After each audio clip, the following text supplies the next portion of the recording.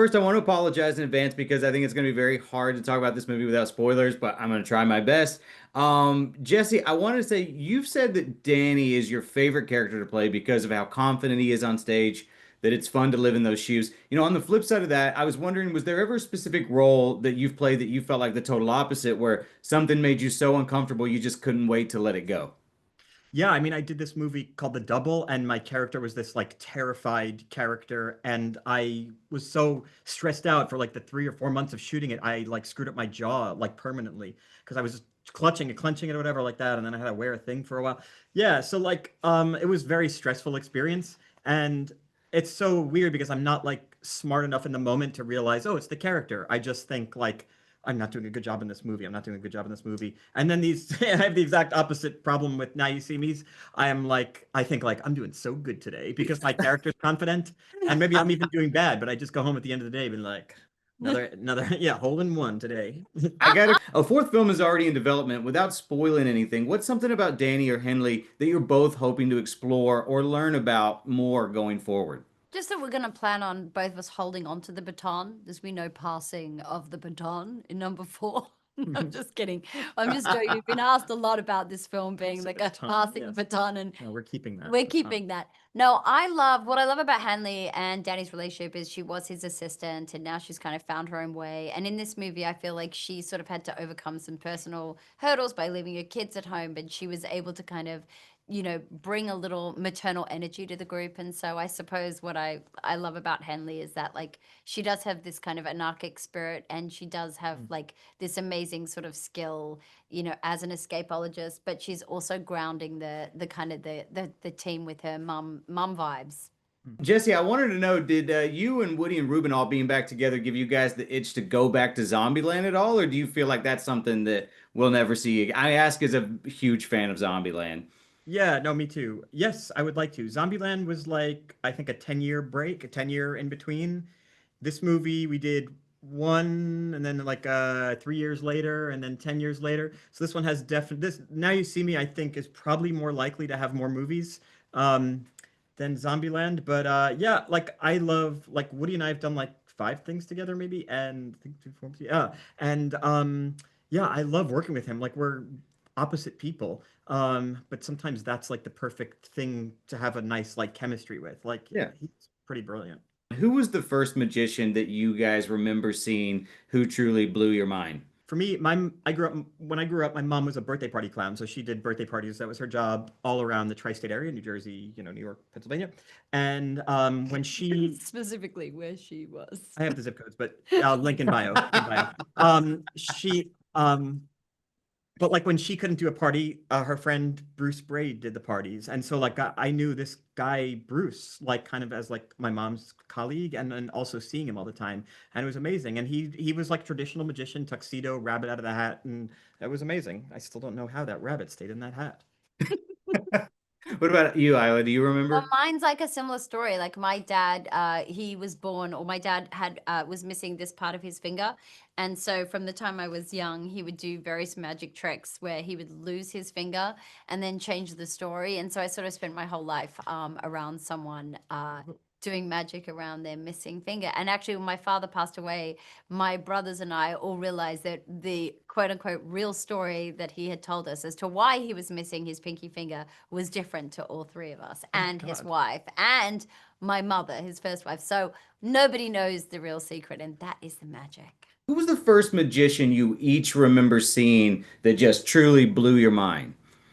Mine was David Blaine. I would always watch YouTube videos of him when he would like go to random parties or dinners or whatever and him chewing glass and throwing up fish. I thought he was so fascinating and crazy. Mine, I don't know if I'm proud of this answer, but mine is Chris Angel. I remember when Shin Lim was first on. Well, I forget which talent show he did America's first, but I Got remember, Talent. yeah, he was on America's Got Talent, but I think he did other shows as well. But I remember watching him on that and being pretty blown away by what he was doing. And I Yeah. think he just inspired a lot of people, in magic when he was being seen on that level, and invented a lot of cool stuff. What's something about acting or Hollywood that most people think is like super glamorous, but really is just all smoke and mirrors and it's not All really of all it. it's Literally every single.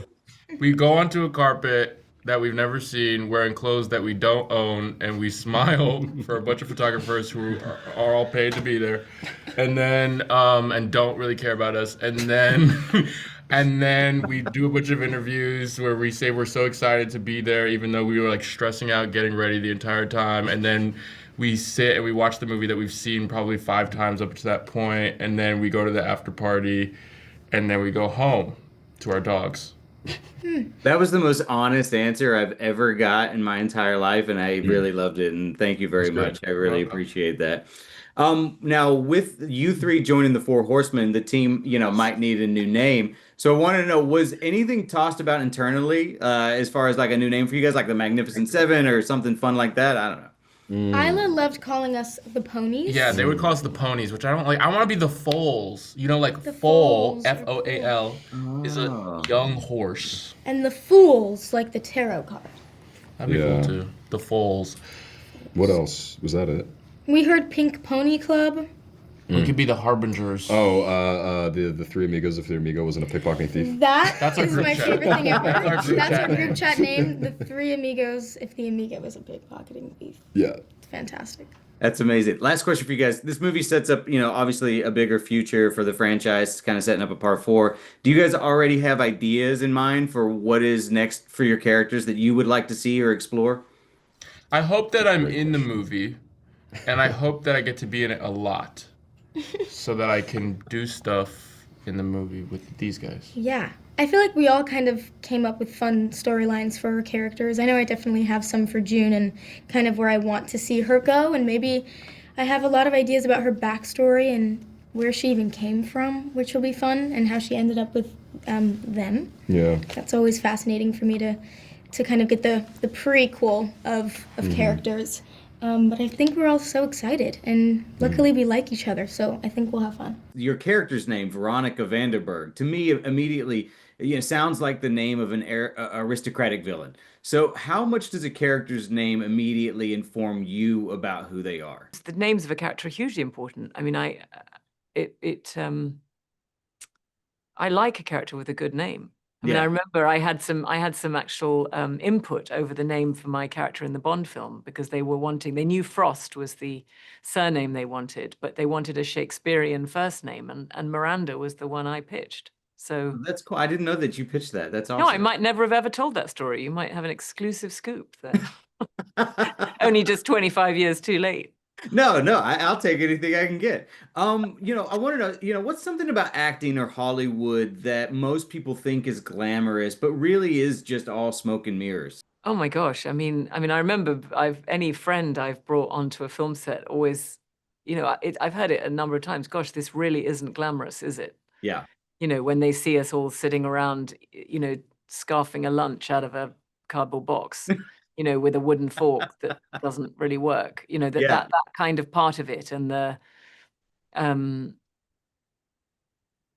but I mean, I think I still get totally swayed by cinema magic. I mean, I'm there for it. I'm the one who still gets enchanted when I see an amazing set.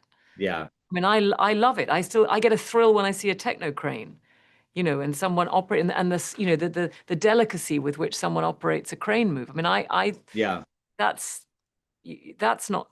magic to me. One thing I wanted to bring up is like you're one of the few actors working today who has yet to perform in a comic book film. But you've been in Bond and you've been in all sorts of franchise stuff. Have you ever come close to joining one, or is that a space that you just haven't been particularly drawn to? No, I've auditioned. I just haven't been chosen. What? What? That's the worst thing I've ever heard. Why would they not choose you? You're like one of Well, the best. because they chose someone better for the role. That's not, I don't believe that's what happened. Last question for you, just for fun. I wanted to know, who was the first magician you remember seeing who like truly blew your mind? I mean, it could have been Smarty Artie at my 4th birthday party. I mean, I think I was there for it from that point onwards, really.